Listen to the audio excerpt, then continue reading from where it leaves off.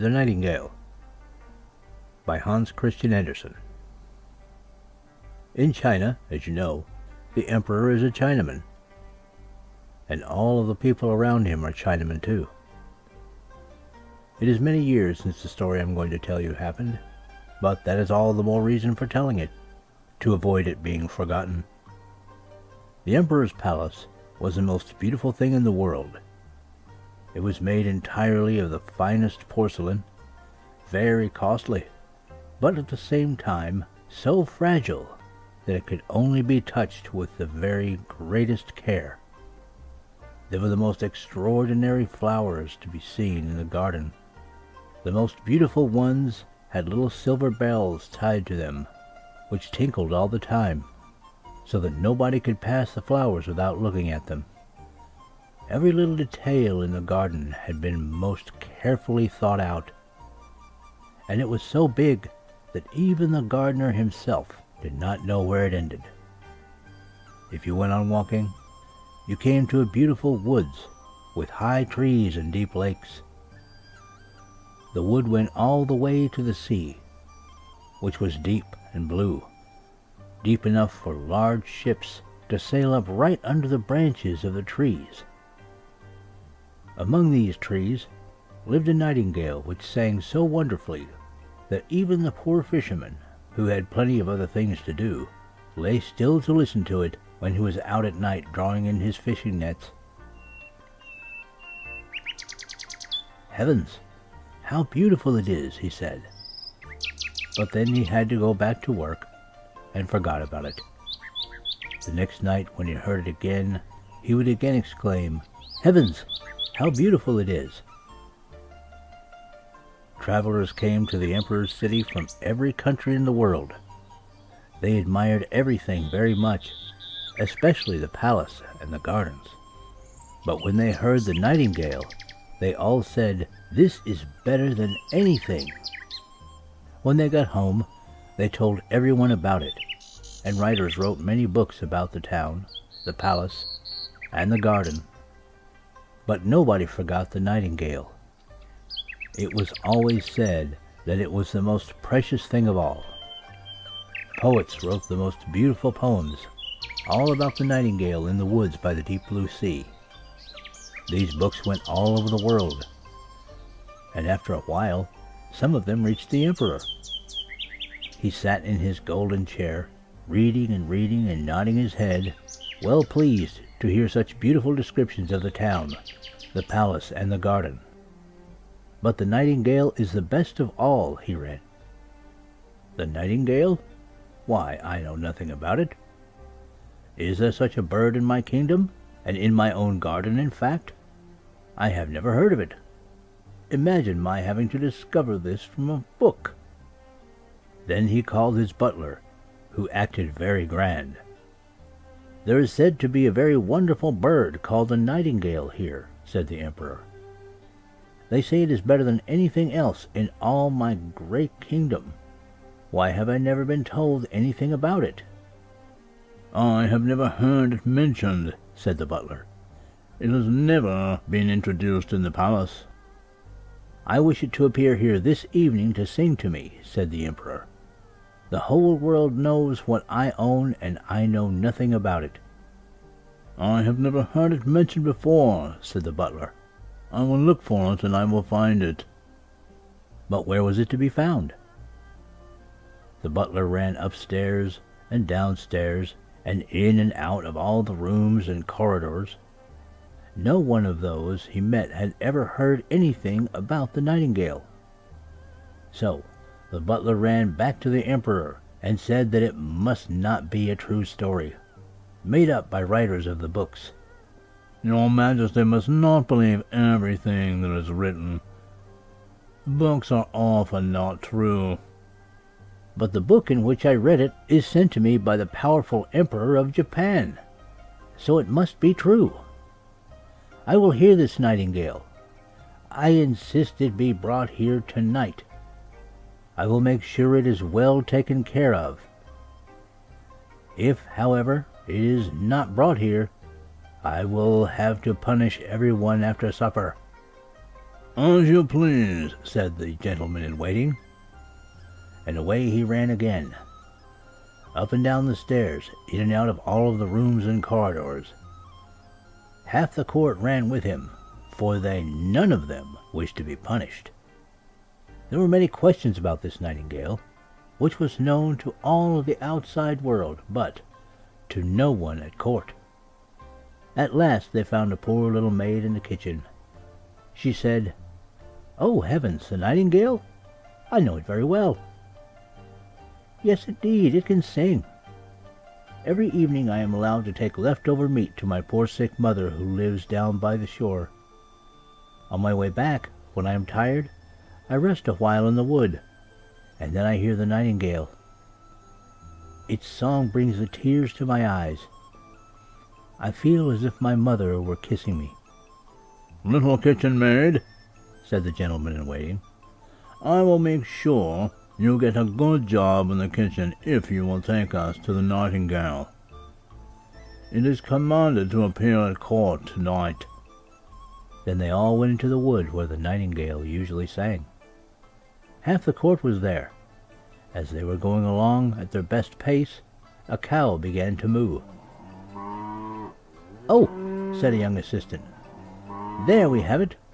What wonderful power for such a little creature. I have certainly heard it before." "No, those are the cows mooing. We are a long way yet from the place." Then the frogs began to croak in the marsh. "Beautiful," said the Chinese priest. "It is just like the tinkling of church bells." "No, those are the frogs," said the little kitchen maid. "But I think we shall soon hear it now." Then the Nightingale began to sing. "There it is," said the little girl. "Listen, listen. There it sits."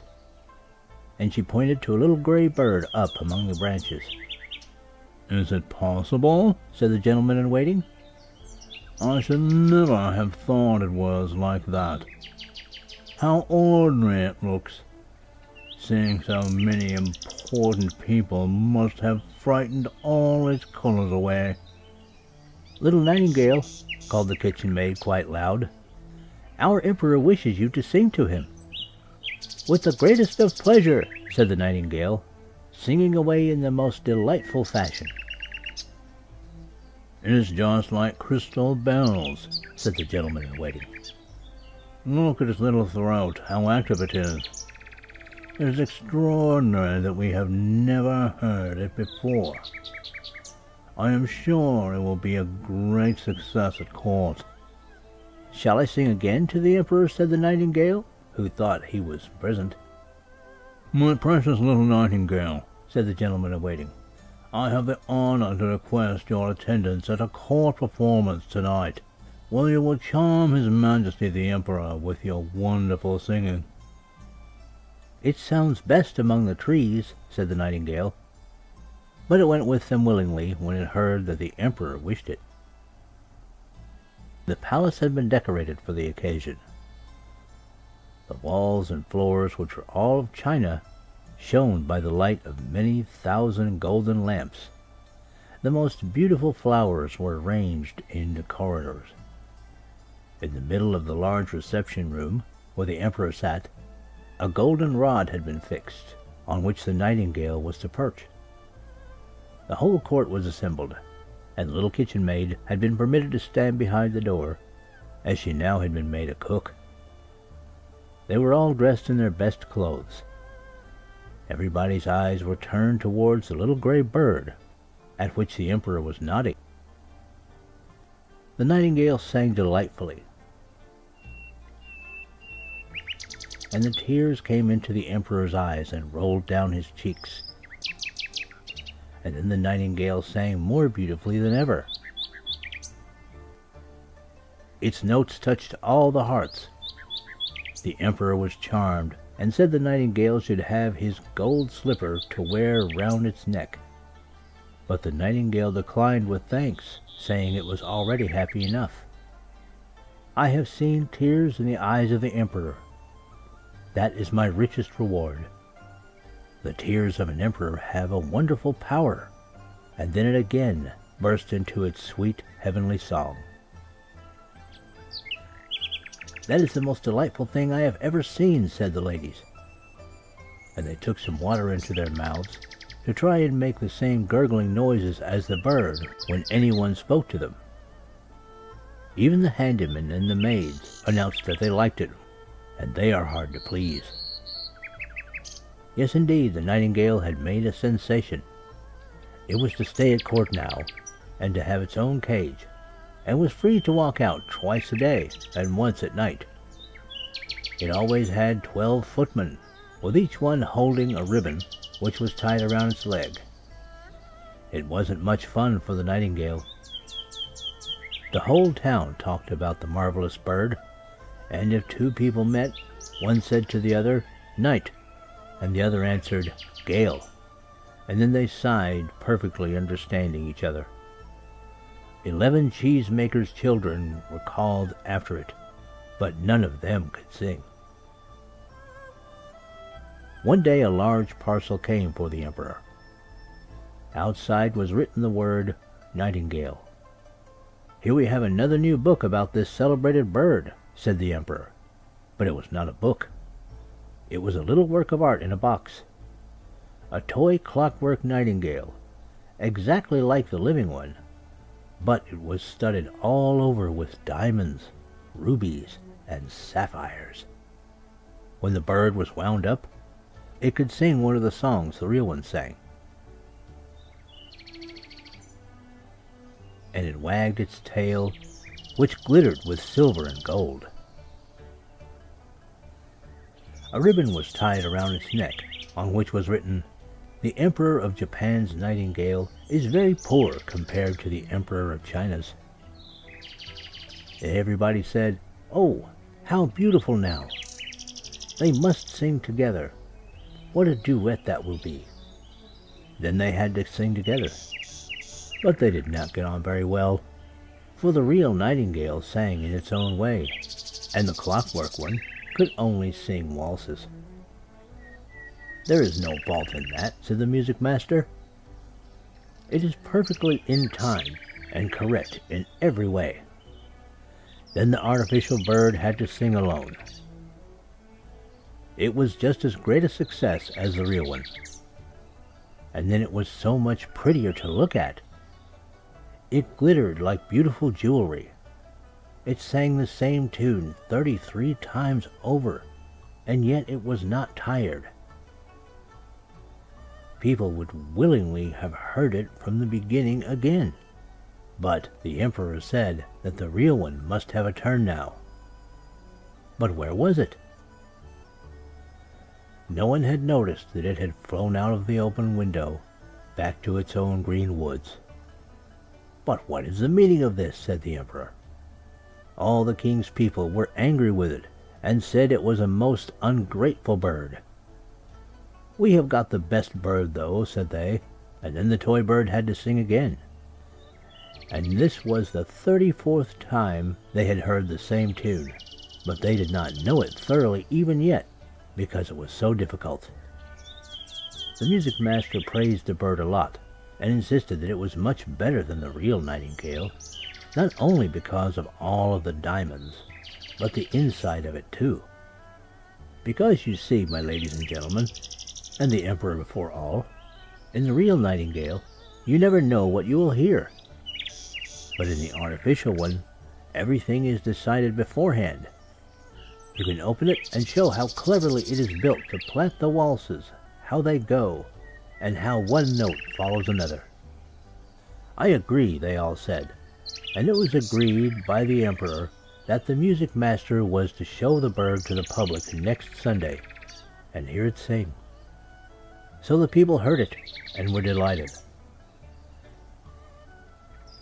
But the poor fisherman who had heard the real nightingale said, "It sounds very nice, and it is very like the real one, but there is something missing. We don't know what." The real nightingale was banished from the kingdom. The mechanical bird had its place on a silk cushion close to the emperor's bed. All the presents it had received of gold and precious jewels were scattered around it.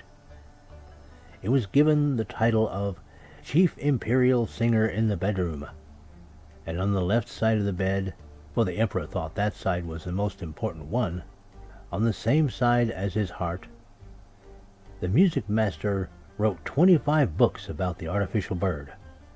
The work was very long and written in all the most difficult Chinese characters. Everybody said they had read and understood it, for otherwise they would have been thought stupid and might be punished. Things went on in this way for a whole year. The emperor, the court, and all of the other Chinamen knew every little gurgle in the song of the artificial bird by heart. But they liked it all the better for this, and they could all join in the song themselves. Everyone from the street boys to the emperor sang along with it. But one evening, when the bird was singing its best, and the emperor was lying in bed listening to it, something gave way inside the bird with a... Then a spring burst. Went all the wheels, and the music stopped. The emperor jumped out of bed and sent for his private physicians. But what good could they do? Then they sent for the watchmaker. And after a good deal of talk and examination, he got the works to go again somehow. But he said it would have to be saved as much as possible, because it was so worn out, and he could not fix it so be sure it would still play the tune properly. This was a great blow. They only dared to let the artificial bird sing once a year, but then the music master made a little speech using all the most difficult words. He said it was just as good as ever. 5 years now passed, and a great grief came upon the nation, for they were all very fond of their emperor, and he was ill and about to die. It was said a new emperor was already chosen, and the people stood out in the street and asked the gentleman in waiting how the emperor was going on. "Not good," he answered, shaking his head. The emperor lay pale and cold in his huge bed. The assistants thought he was dead, and they all went off to pay their respects to their new emperor. The handymen ran off to talk things over, and the maids gave a great coffee party. Cloth had been laid down in all the rooms and corridors so as to deaden the sound of footsteps. No, it was very, very quiet. But the emperor was not dead yet. He lay stiff and pale in the beautiful bed, with its velvet hangings and golden tassels. There was an open window high above him, and the moon streamed in upon the emperor and the clockwork bird beside him. The poor emperor could hardly breathe. He seemed to have a weight on his chest.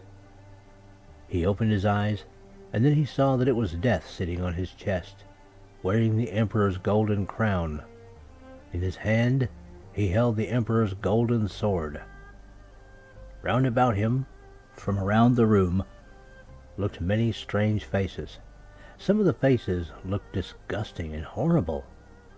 Others looked nice.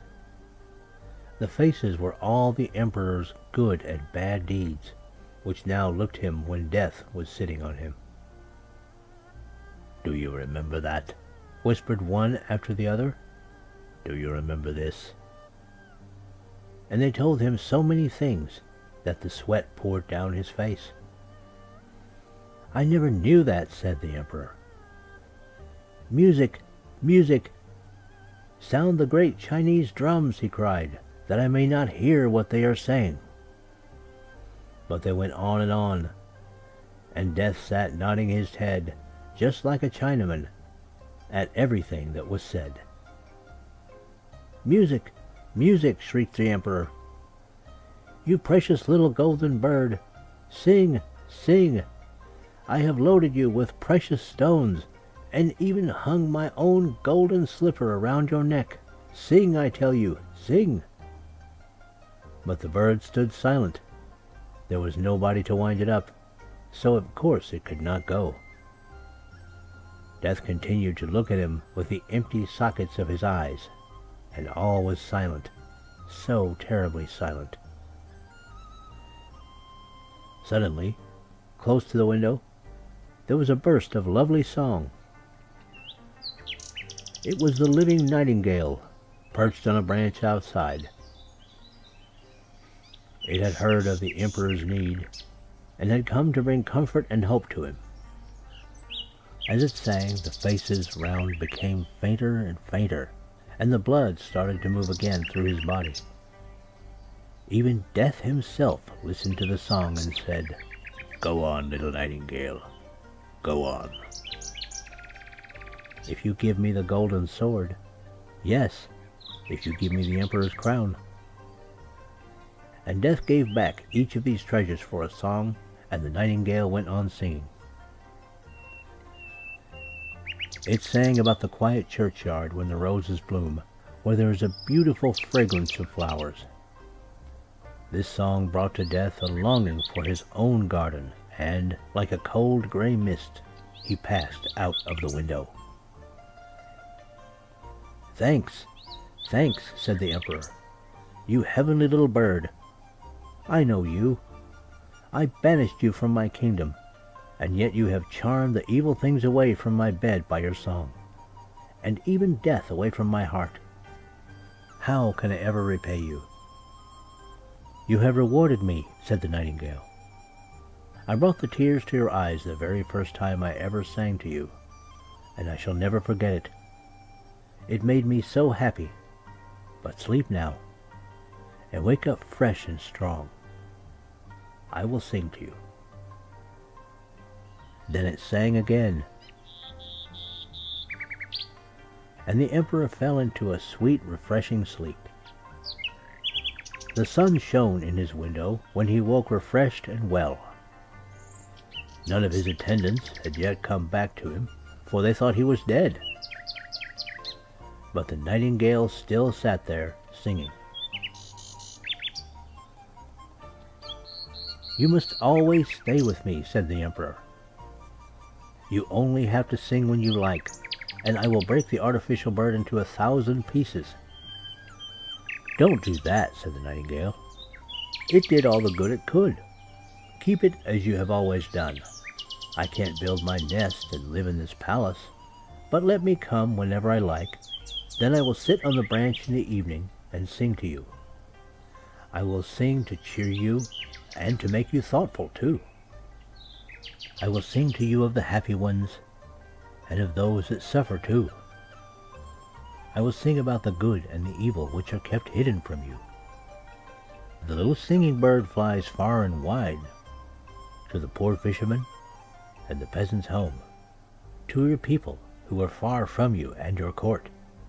I will come, and I will sing to you, but you must promise me one thing."